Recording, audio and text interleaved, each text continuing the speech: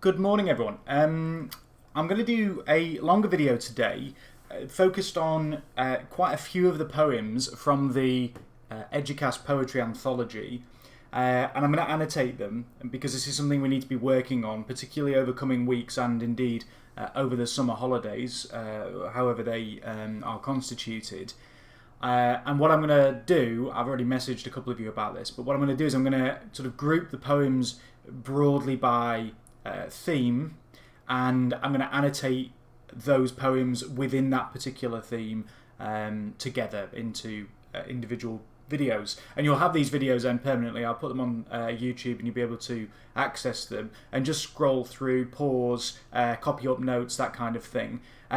Before I launch into the first poem, Mametz Wood, I just wanted to bring this to your attention, which I think is I came across this on Twitter a while back now, and I think that this is something that I would like you to be aware of. What I'm going to be doing with these poems is not a case of uncovering, like some sort of archaeologist, hidden meanings, or even worse, picking apart these poems as if they're like a puzzle or a riddle to solve. What I'm doing is I am reading these poems with a particular type and quality of attention that perhaps we don't ordinarily give to other kinds of texts, but because these are poems, they demand, require and respond very well to a particular quality of attention. You just have to apologise, it's just the cat scratching on the cat tree in the background. So I just wanted to this sort of got me thinking about how we do and think about poetry at school, and it is worth bearing in mind. I'm not finding hidden meanings. This is already there in the text, but it's about my interpretation and the quality of attention that I'm giving them. Okay, and with that in mind, let us move on to our first poem. Okay, so these are all from the poetry anthology. We've got Mametz Wood here. Let's get this in front of us. Okay, so I'll read it to you. Talk it through broadly. We'll think a little bit about the narrative, and then once we've done that, we can start unpicking it and thinking about some of the language and the way this is organised on the page and so on. What it makes us feel, the images, all of those wonderful things that poetry does for us. So, Mametz Wood. For years afterwards, the farmers found them, the wasted young turning up under their plough blades as they tended the land back into itself. A chit of bone, the china plate of a shoulder blade, the relic of a finger, the blown and broken bird's egg of a skull. All mimicked now in flint, breaking blue in white across this field, where they were told to walk, not run, towards the wood and its nesting machine guns. And even now the earth stands, sentinel, reaching back into itself for reminders of what happened, like a wound working a foreign body to the surface of the skin. This morning, 20 men buried in one long grave, a broken mosaic of bone linked arm in arm, their skeletons paused mid-dance macabre, in boots that outlasted them, their socketed heads tilted back at an angle, and their jaws, those that have them, dropped open, as if the notes they had sung have only now, with this unearthing, slipped from their absent tongues. Okay, so beautiful poem. Mametz Wood. This is based on an actual battle, part of the broader Battle of the Somme in the First World War, involving Welsh soldiers attacking German machine guns, and the Welsh soldiers were at a particular disadvantage because they were having to go sort of uphill through this wood, and they were pretty exposed as well, so they had no real ability to avoid the machine gun fire. Okay, so a poem written relatively recently. Okay, Owen Shears is still alive, still writing poems, not a particularly old bloke either, but looking back and reflecting on this quite famous moment, and there is in fact a monument to the Welsh soldiers who died. You can go and visit it, and the woods still exist too. So it's part of the Battle of the Somme in 1916, which was incredibly bloody. And one thing that you need to recognise is that the First World War was an enormous shock in lots of different ways, but it was really the move away from and out of the Victorian period into the horror of the modern world. And although throughout the course of the 19th century there had been, the introduction of machine guns and kind of the mechanisation of war, the First World War is where that really confronts the world. Look at what we can do now with machines and how we can destroy human bodies and kill human beings. Okay, it's kind of horrifying, sort of explosion of modernity into the world. The old world dies and there's a sort of new horrifying world of mechanical warfare, machine guns, enormous artillery shells, all that kind of thing. Okay, so there's this, it's incredibly traumatic, and we've got this poem about the sort of return of these bits of skeleton. Okay, and some very, very unsettling images, some beautiful images, some images that might remind us of parts of, say, the Manhunt. Lots going on here, okay? And so I'll just broadly sort of talk you through each of the stanzas, and then we can have a think about some of the individual lines. Okay, for years afterwards, the farmers found them. Okay, for years. Okay, notice that years is plural. For years afterwards. So this is a, testament to the number of dead.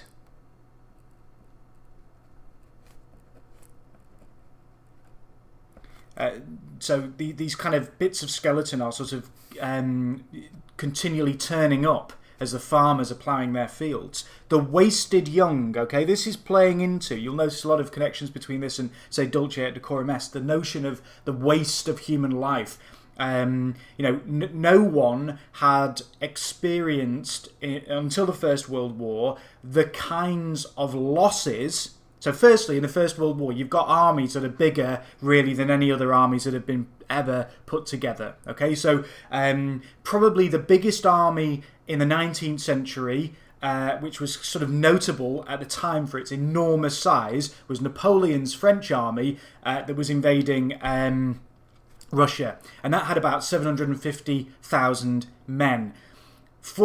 By way of comparison, the German army that invaded right at the beginning of the First World War, the German army that invaded just Belgium, was around about 1.2 million soldiers. So you've got huge numbers of people being thrown into battles in this mechanised war, and there's this sense then of enormous death, and that being a kind of tragic waste. So remember, most of the soldiers were young, the wasted young, this idea of the kind of loss of life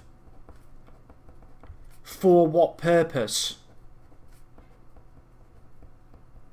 We like to imagine, it's comforting to imagine when people die in war that they died for a kind of noble cause, it's worthwhile. Seems to be suggesting otherwise here. It's just a waste of life, a complete loss of life unnecessarily. Turning up under their plough blades, okay, this is kind of sort of threatening and unsettling. Turning up, just bodies just turning up. So there's a kind of anonymity here. The anonymity of just mass death in the First World War as they tended the land back into itself, and that's the process of ploughing, turning the land over. And there's also perhaps a sense here of trying to heal. Particularly that word tended, okay, that obviously linked with farming, but also connected to words like tender, and lots of connotations and implications of care and so on. That there's this sense of sort of repairing the damaged earth, turning it back into farmland, but it's turning up these bits of human being. So we've got what we got. We've got little fragments. We've got a chit of bone, the china plate of a shoulder blade. Okay, we've got all of this focus on kind of the sort of fragility of their skeleton, the relic of a finger, Okay, interesting here. There's relics are or tend to be kind of religious objects or kind of spiritual value. The blown and broken bird's egg of a skull. So if you've ever seen a bird's egg that's dropped from a nest and it's kind of cracked and broken on the ground, and you see the thin eggshell, it being broken. I mean, you notice this obviously when you crack an egg too. There's obviously, the broken bird's egg of a skull. This is a very, very powerful image. It's a metaphor. This is, again, it's all about the fragility of the bodies and what modern warfare does to the human body. It destroys it. All mimicked now in flint, breaking blue in white across this field, where they were told to walk, not run, towards the wood and its nesting machine guns. Notice we've got a kind of near rhyme there. Run, guns, running towards the guns. This is a very, very kind of potent World War I image. The notion, if you've seen 1917, the notion of sort of going over the top and just running at the enemy. Lots of this went on in the First World War, people running towards machine guns. What we've got, this idea of walking together, approaching the enemy. This is a sort of 19th century military tactic being applied in a modern war where there are machine guns. It's obviously suicidal. You're going to be just mown down. So there's a sort of implicit critique of military strategy. Why send men to run towards machine guns? Okay, but that's what happened. Okay, and where they were told to. So again, told to. This is by high command telling them to do this, and they've done it. They've obeyed their military orders. Okay, and even now, the earth stands sentinel. So the earth is their protector. That's what we might mean by it. That's what the word sentinel means, like a sort of watchman. Reaching back into itself. Now we've got an interesting bit of personification. Reaching back into itself for reminders of what happened. Okay, so like the earth is kind of digging down with its hands. Obviously, this is personified and pulling out over time bits of the past, literally bits of human beings, skeletons, okay? Reaching back into itself for reminders of what happened. So this is a poem partly about memory and remembering what has happened in the past. And this is interesting. Like a wound, working a foreign body. Lots of neat connections there with the fetus of metal in the Manhunt. Like a wound working a foreign body to the surface of the skin. So imagine there's like a bullet, for example, in the skin, and it's kind of working its way back out to the surface and saying, look, this is what has gone on here in the past. Okay, this is a very kind of intense, and depending on your sensibility, you might even see it as a somewhat grotesque or unsettling image. It's very, very powerful though, okay? And I would argue a very effective metaphor, okay? Or specifically it's a simile. Okay, but it's figurative language, okay? This morning. So we've got an interesting shift in time. This morning. So it's still going on. So it's an ongoing process. Finding out about the past. This is not something that's sort of neatly tucked away in history books and no longer having any kind of impact on the living. This morning, it feels immediate. Now, obviously, when you read it this morning, you think about now. Okay, now clearly in the poem it's talking about a morning that occurred in the recent past, but this morning it feels now like it's happening as we're reading. A reminder that history is always with us, that it's presses upon us, okay, like a weight. There's no escaping from it. this morning, 20 men buried in one long grave, a broken mosaic of bone linked arm in arm. This is, again, part of the military strategy. That's literally how people were told to advance on the enemy. Okay, again, 19th century military strategy and tactics, 20th century mechanised brutal war. Their skeletons paused mid dance macabre. Now, dance macabre, if you Google that, you'll be able to actually see the image. It's particularly notable in various forms of art, but effectively it's death, a figure like death, normally represented by a sort of larger skeleton, leading a whole series of skeletons kind of to the grave, okay, to the afterlife. It's a reminder, however, Dance Macabre is important, and it's a reminder of the mortality of all. You know, we all die. And in a way that death is a great sort of reducer. No matter how great and powerful you are in life, you know, whether you like it or not, one day you're going to be as dead as someone who, you know, has been homeless and has nothing. That death kind of levels out everyone. We all die, and therefore the Dance Macabre as an image was designed to get people to reflect on how they were living their life, and, you know, where might I end up if there is an afterlife. You know, am I going to be finding myself in heaven at the pearly gates, or am I going to be finding myself somewhere distinctly hotter and far more unpleasant?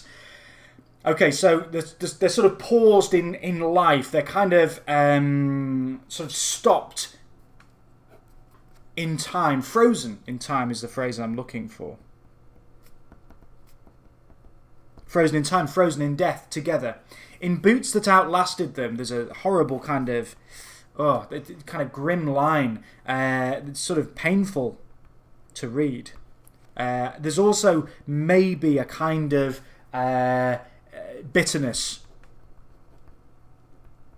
or indignation. Their boots that they were wearing have lasted longer than their actual bodies.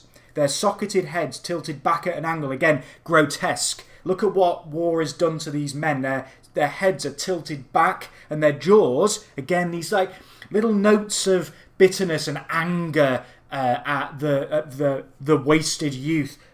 Those that have them, again, those that have them, some of them have got, you know, missing body parts.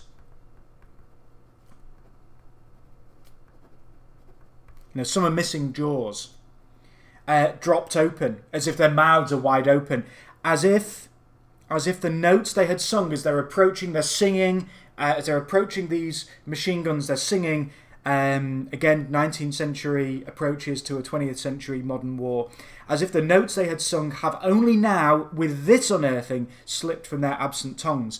Quite a lot going on here. Now, their tongues are absent because, to be blunt about it, their tongues have rotted, okay? All of the soft tissue has rotted away, leaving only their skeletons. But I think their absent tongues are also absent in perhaps a more figurative sense, in that they're absent, you know, they're voiceless and anonymous. But what the poem is doing is the poem is addressing this.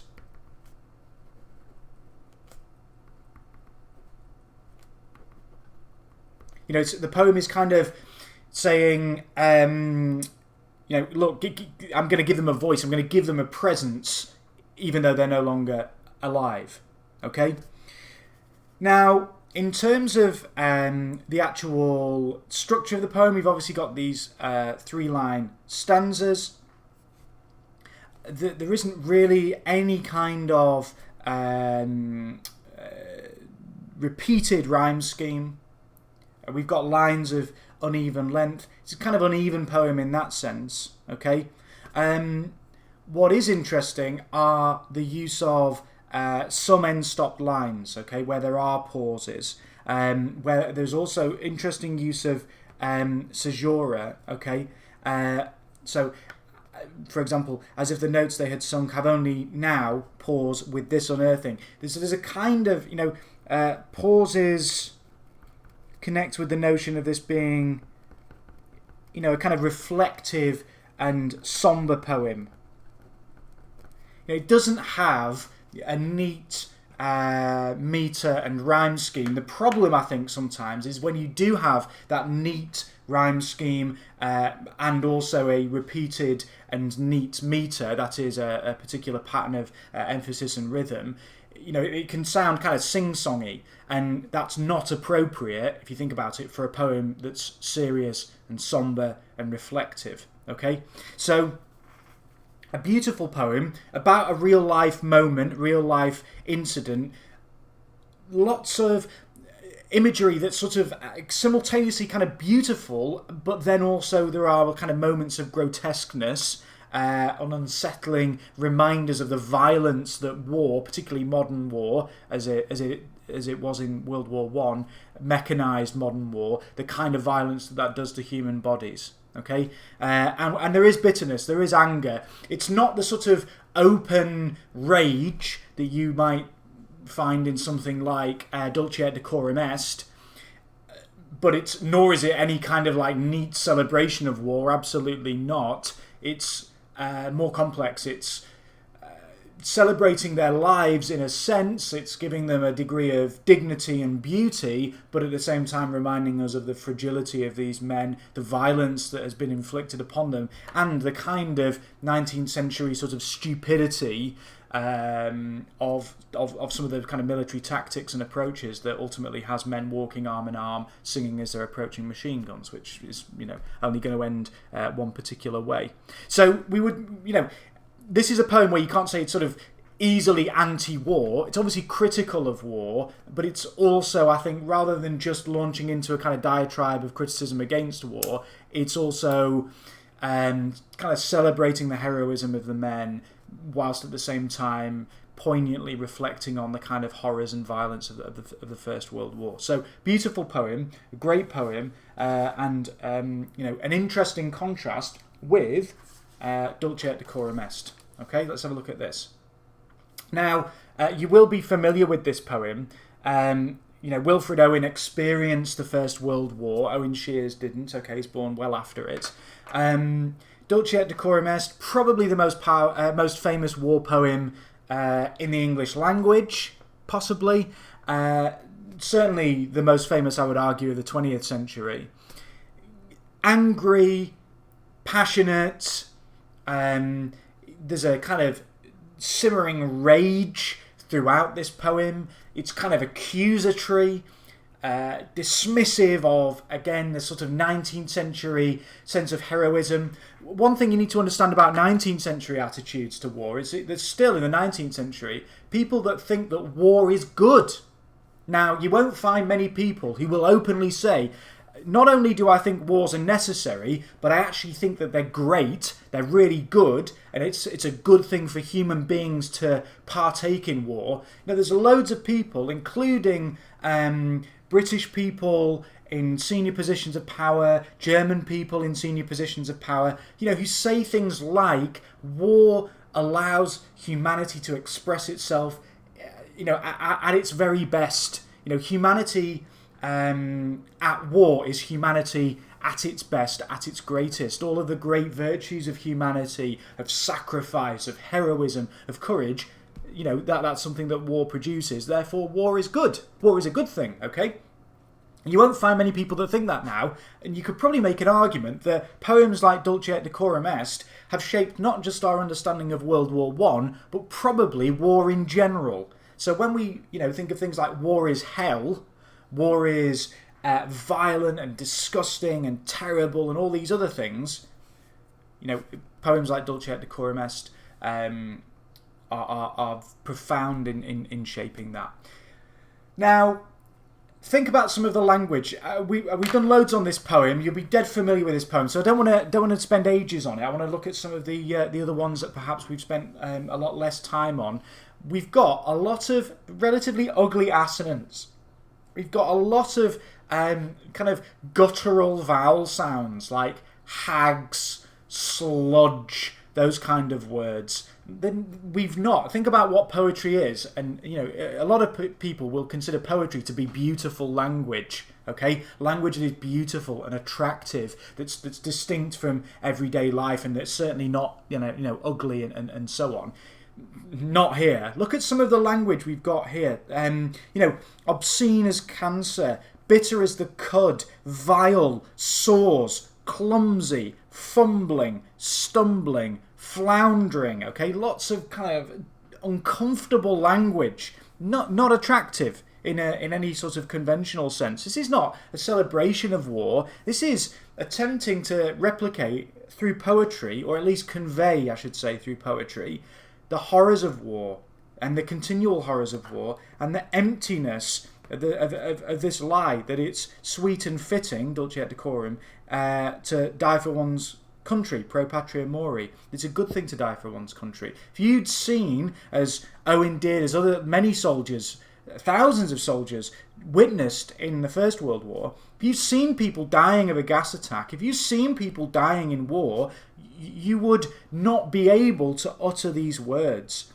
Knowing what we know of World War One, he says, to children ardent for some desperate glory. If we possibly connect that back to the wasted youth of the previous poem, the wasted youth. We've got that sense here, the wasted young, and the children desperate, ardent, full of desire for glory, and then being confronted with the horrors of 20th century mechanised warfare. This is a fantastic way of conveying just how shocking the conflict was, and how, this desperate glory, this is a 19th century worldview, a 19th century understanding of war. War is glorious, and I, as a young person, am desperate to take part in war because I want my share of the glory. But hang on a second, actually, you know what? War is horrible. War is violent and disgusting, and it's traumatizing. In all my dreams, look at this. We've got the notion of trauma, something that the Manhunt is going to be exploring later. And all went lame, all blind. This sense of repetition is a poem with a great deal of repetition. All went lame, all blind. The damage to human bodies is total. It's everywhere. This is not a depiction of soldiers as glorious, upstanding British warriors, as you might find in the 19th century, the greatest army on earth. None of that. This is disgusting horror, like a devil's sick of sin. It's a really upsetting poem, and one that I find upsetting and shocking and disgusting each time that I read it. It never loses its horrors. If you watch the film 1917, which I strongly recommend that you do, and then you read this poem, there are moments in 1917 where they're sort of clambering through no man's land, and there are just bits of body just sort of sticking out of the mud. The film, I think, is very effective in just demonstrating that, just a total horror of the experience. The poem does that through language. Let's have a look at a poem that's earlier, from an earlier period, but that connects with many of those sentiments. I'll read it to you, and then we'll talk about it. It's a two-part poem. Thomas Hardy, A Wife in London. So, part one, the tragedy. She sits in the tawny vapour that the city lanes have uprolled, behind whose webby fold on fold, like a waning taper, the street lamp glimmers cold. A messenger's knock cracks smartly. Flashed news is in her hand, of meaning it dazes to understand, though shaped so shortly. He has fallen in the far south land. Part 2, the irony. 'Tis the morrow. The fog hangs thicker. The postman nears and goes. A letter is brought whose lines disclose by the firelight flicker his hand, whom the worm now knows. Fresh, firm, penned in highest feather, page full of his hoped return, and of home-planned jaunts by break and burn in the summer weather, and of new love that they would learn. Heartbreaking. Now, sometimes people think this is a poem that's got something to do with the First World War. It's absolutely not. It's Hardy writes this, inspired to write this poem by the British fighting the Boers in the Boer War, okay, for control of what we would consider now and call South Africa. So it's someone dying in the far Southland, someone dying far away as part of the ongoing desire to maintain and expand and protect the British Empire, okay?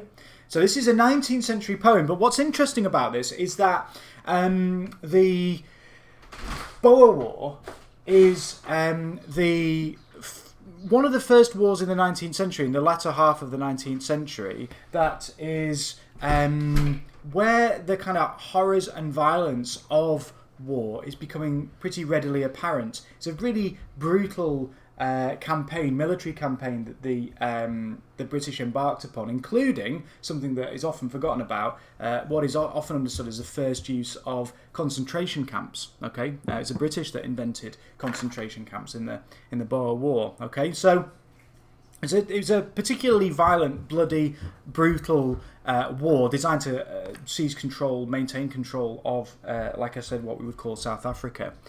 And this two-part structure tells us a story. Now, Thomas Hardy is known for his poetry, but he's perhaps more famous for his novel writing. Okay, very famous novelist. So we have this kind of really clear narrative here, split into two parts, the tragedy and the irony. And it's a poem, broadly speaking. The story is a woman who receives a letter from her partner who's away fighting, potentially husband, lover, okay.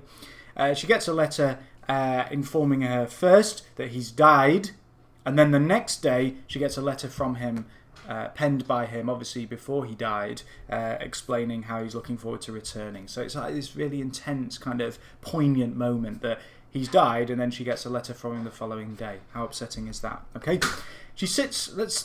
The sort of setting, I think, is very, very important here. Almost a kind of it's pathetic fallacy. She sits in the tawny vapour that the city lanes have uprolled. So she's sort of sat in this kind of darkened, foggy kind of environment. Really clear, pathetic fallacy. Really setting up. Kind of reminds me a little bit of the description of London at night in... what am I thinking of? Jekyll and Hyde, of course. So, anyway, she sat in a tawny vapour, okay? This sort of like dark vapour. The city lanes have uprolled, behind whose web you fold on fold like a waning taper. So, so the sort of light is about to go out. And pretty obvious sort of kind of symbolic, kind of metaphorical meaning there. The street lamp glimmers cold, okay? Think about that and the emotional mood of the poem.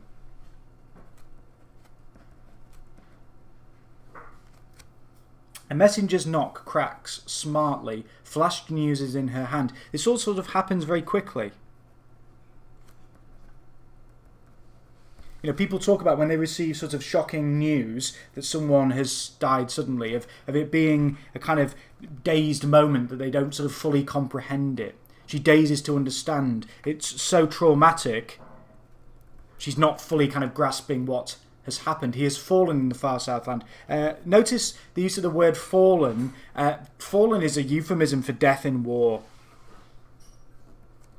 There's going to be a contrast there. So it's a euphemism. It's a way of saying someone's been killed in war, but in a way that's not seen as kind of rude or impolite or grotesque or vulgar. He's fallen in the far Southland. Far Southland, you know, does beg the question, and I think that's kind of implicit here.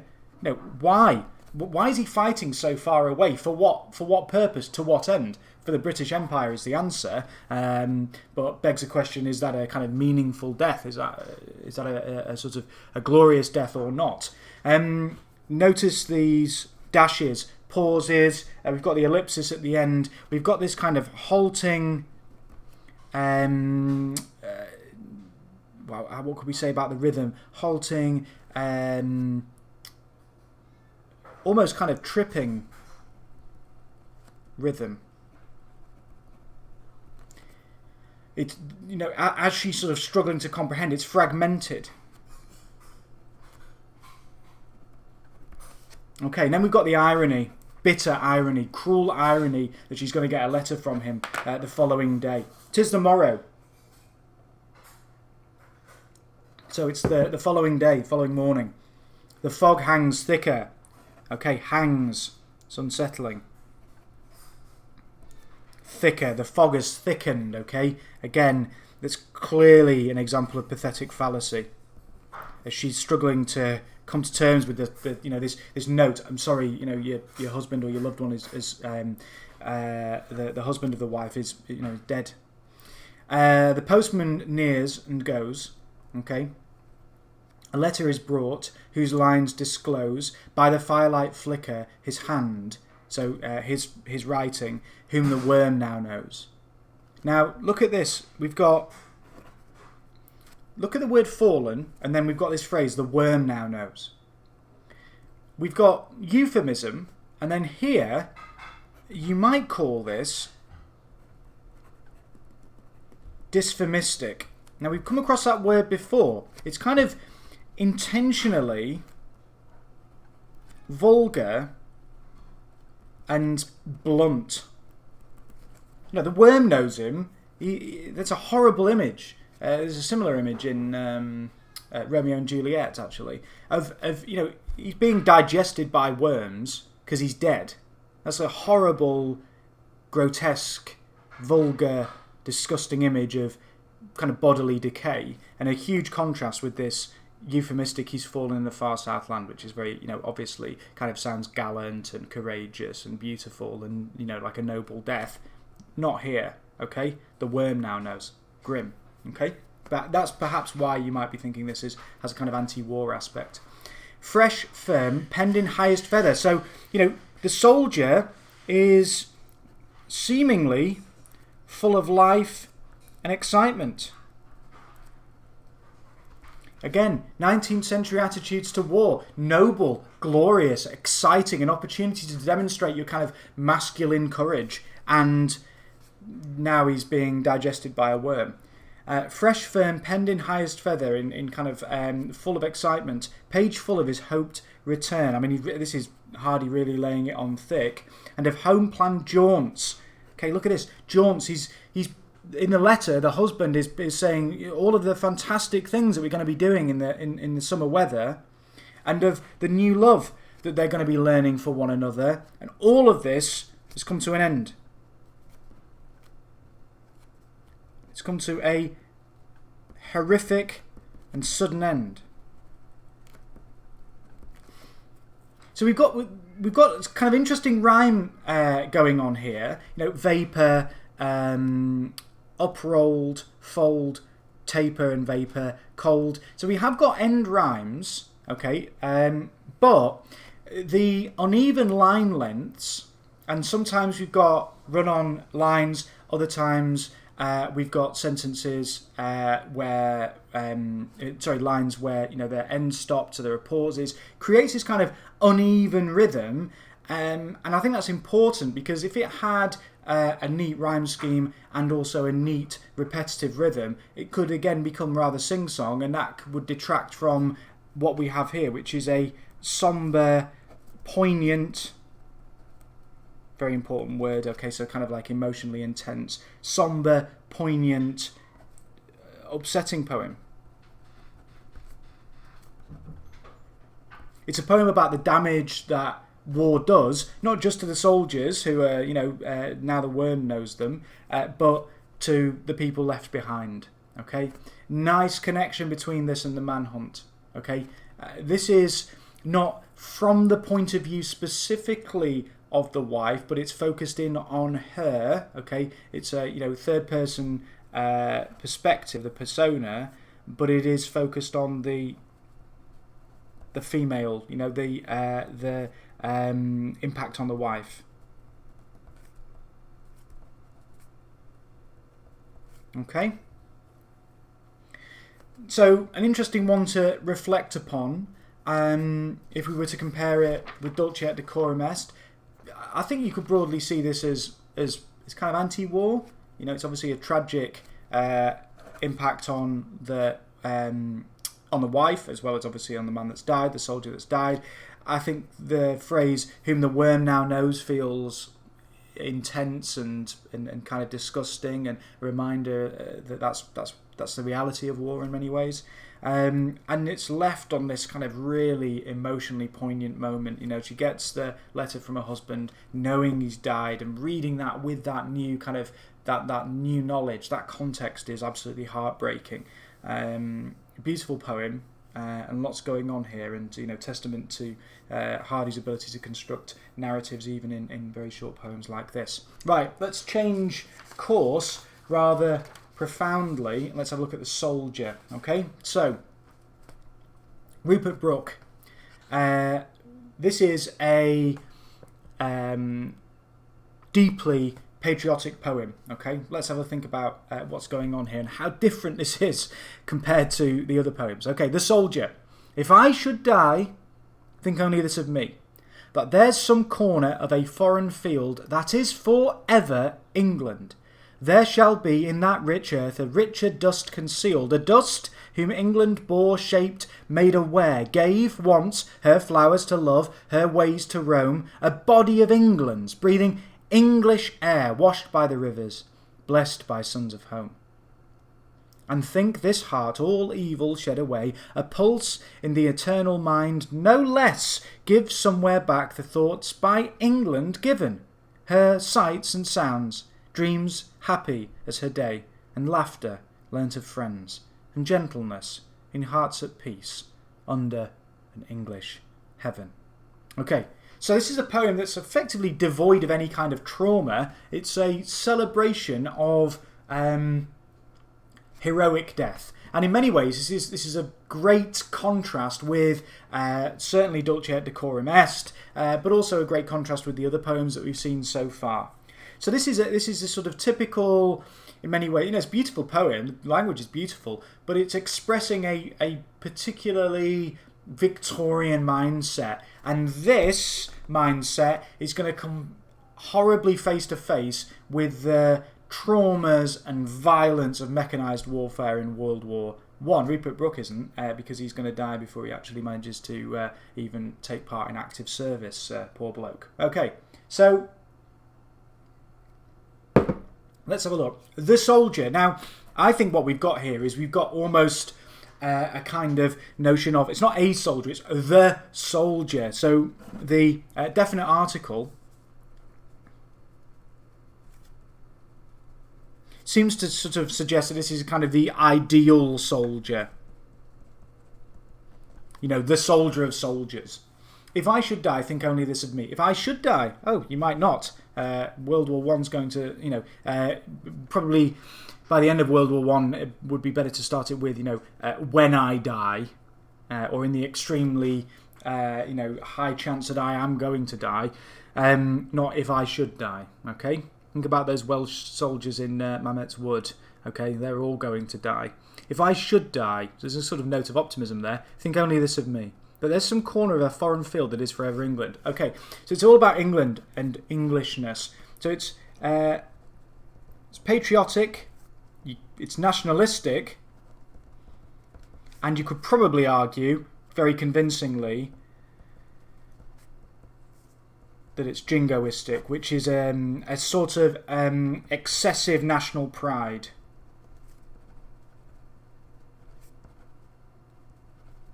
You need to know a little bit of Bible here, the idea of being created, humanity being created by God out of dust, out of the earth. Okay, and he's sort of, the death of this soldier in a foreign field. Notice it's not specific. Okay, basically converts that to England. That the body of the soldier is kind of embodies England and Englishness, which is very interesting.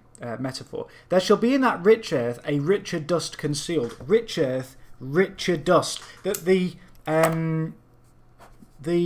dead soldier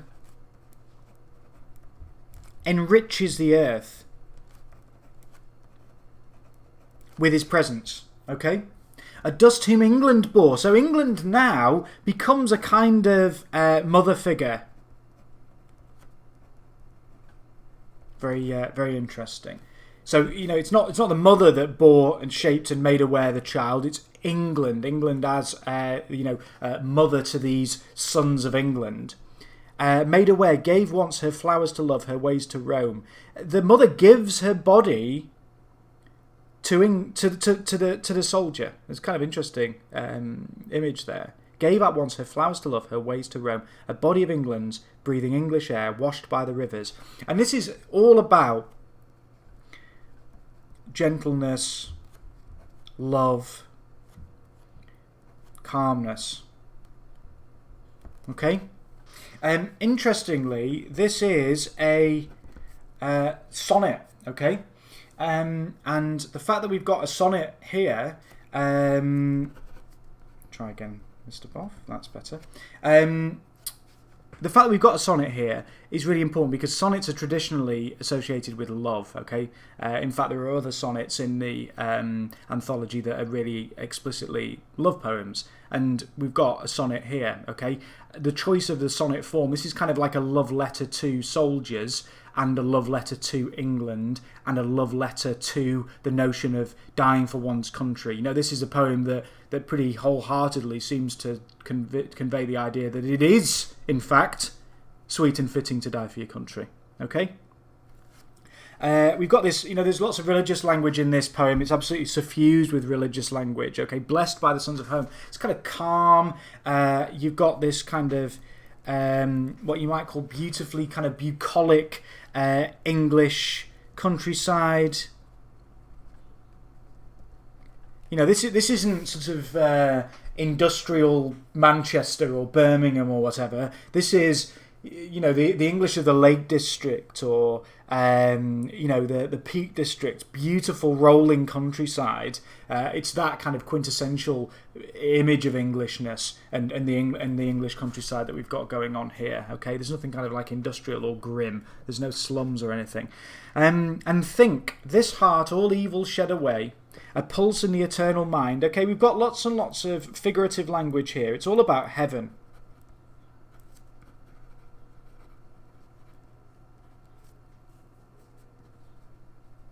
It's all about going to heaven, with a kind of peculiarly English heaven. Okay, a pulse in the eternal mind. So there's no violence in death.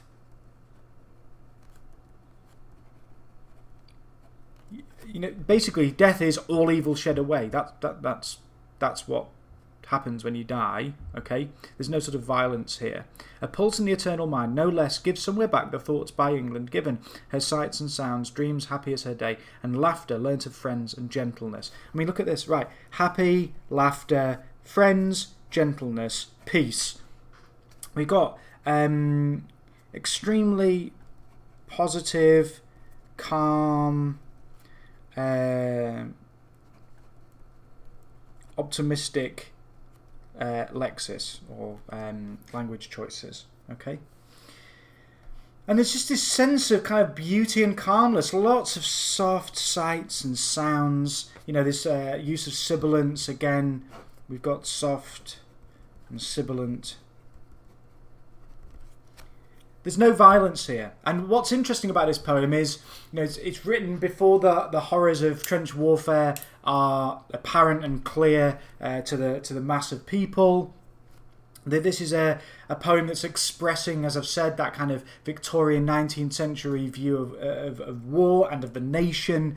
The soldier embodies a kind of the virtues of the nation, we could say.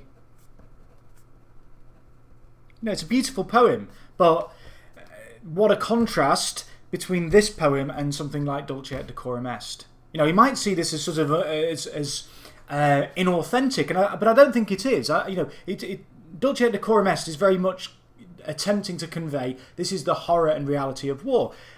This is an expression of no less an authentic mindset that viewed war as wonderful, beautiful, an opportunity to demonstrate one's virtues, that death in war is a positive thing, that it's a kind of embodiment of all of the greatest virtues of our nation.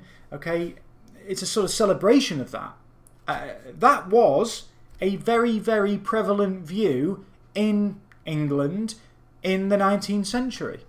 And that's not unusual. Now, Rupert Brooke is writing this at the turn of the 20th century, just, at the outbreak of the First World War. What's interesting is when this attitude and worldview meets the grim reality of mechanisation in the First World War, that obviously this kind of worldview can't continue to exist. Okay? It seems like utterly ridiculous, hence poems like Dulce et Decorum Est.